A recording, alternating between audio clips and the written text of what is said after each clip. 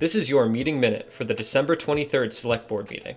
The meeting began by appointing Sarah Koft as an alternate in the Sustainability Advisory Committee, followed by a request for relief on a tax bill. My closing date was 3 days after the tax bills were, printed and sent out. I essentially never got a tax bill. I think this has happened once before. It has happened once before.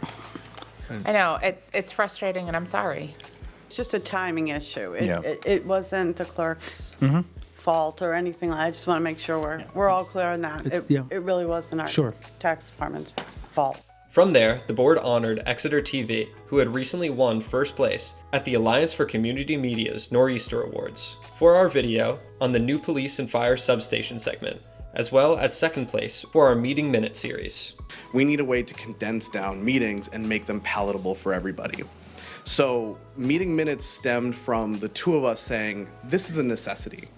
And getting us started trying it had its up and downs, but I want to really give, who doesn't work here anymore, I want to give Will Tapley all of the credit for what Meeting Minute became, because Will was the one who cracked that code and figured out how to make that show what it is now. That plaque is rewarding for that 2 weeks of fun that you did, but I also think that video reached so many people in this community, and I think that when that station is built, that's another award for the work that you did, so thank you.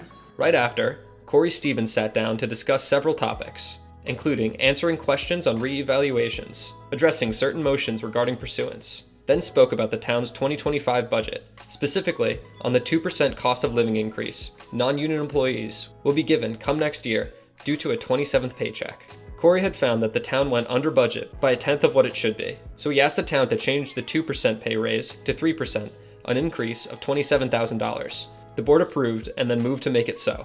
After discussing the investment policy audit, sometime later, Russ Dean spoke to the board on behalf of Darren Winham regarding the tax increment financing zone, otherwise known as the TIF, and more specifically, the Epping Road widening project, which had an original projection of $1 million to complete. Due to the age of the estimate, they will need a new one to get the project rolling. As Russ says, it would be an $800,000 increase to finish the project with minimal tax impacts.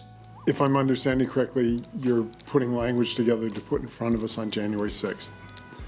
I have some questions that I would like to ask legal counsel, and I would like to ask them in a non-public session. I don't know if January 6th is doable for me. I'm only one vote on this board. That seems quick. Yeah, I'd have to see. I'm looking forward for more information on this for the 6th. I'm not comfortable. I agree with Mr. Chartrand, and there's some questions that I'd probably want to talk with counsel about, and this is too significant. Again, I'm one voice. My voice is saying this is too significant for me to be rushed to make a decision. Yeah, and I want to emphasize, too, that this is an idea. I understand that. As far as that piece of it goes, it was not anything that necessarily anyone is coming at hard and fast on this or meaning to do that. Yeah, we can talk to legal counsel tomorrow. We've had good luck getting them here in the past on relatively short notice, and I think I'd like to take a shot at that. Ending off major business, Russ Dean announces that he has signed a contract for another year as town manager, making it his 20th year with the town, which is commonly unseen. The board then went to regular business. The next meeting will take place on January 6th. See you there.